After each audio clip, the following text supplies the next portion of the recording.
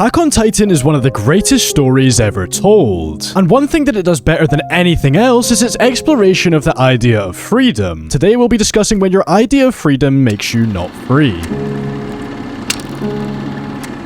Each character in Attack on Titan is purposefully placed to communicate the show's many themes. Of these characters, no one embodies the struggle for freedom more than Eren Yeager. Eren had been in pursuit of this goal ever since he was a child, always having a clear idea in mind as to what he had to do next in order to be free. His first step towards freedom was escaping the walls, which he saw as a cage. He believed that breaking out would make him free, but was that really the case? Not exactly. Whenever he would overcome one obstacle, it would only reveal more barriers in his way. Titans, the truth about humanity beyond the walls, there was always something else taunting him. No matter how hard he fought, he remained trapped by the chains in his mind. The show visually represents Eren's shifting perception of freedom through birds. A perfect example of this is in the very first shot in the series, which shows a flock of birds soaring over the wall, symbolizing Eren's belief at that point in the show that freedom existed beyond the walls. Eventually, Eren comes to believe that true freedom can only exist if no one remains to oppose him, which poses the question, did he actually know what freedom meant? One thing the show does particularly well is explain that freedom means different things to everyone. For example, Zeke believed that freedom existed in a world where there was no discrimination towards him or other Eldians. The contrast between Eren's extreme idea and a more grounded version of freedom is shown perfectly through the ocean scene. Eren and Armin had always dreamed of reaching the ocean, believing it symbolized true freedom. But when they finally arrived, the difference between them became clear. Armin started crying tears of joy while Eren stood emotionless, already fixated on the next obstacle in his way. I want to briefly link this all into a quote that Armin said in Season 1.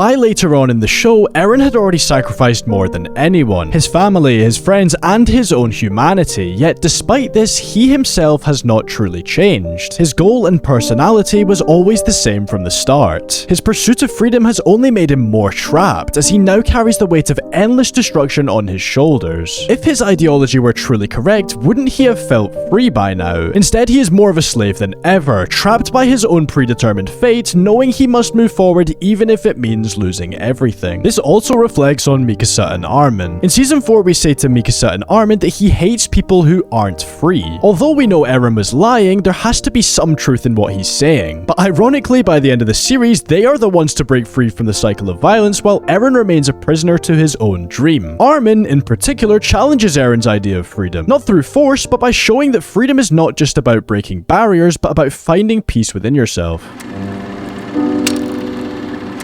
Another moment that highlights the show's exploration of freedom is Levi's final conversation with Kenny. As Kenny lays there dying after barely escaping Rod Reese's transformation, he reflects on the nature of human ambition.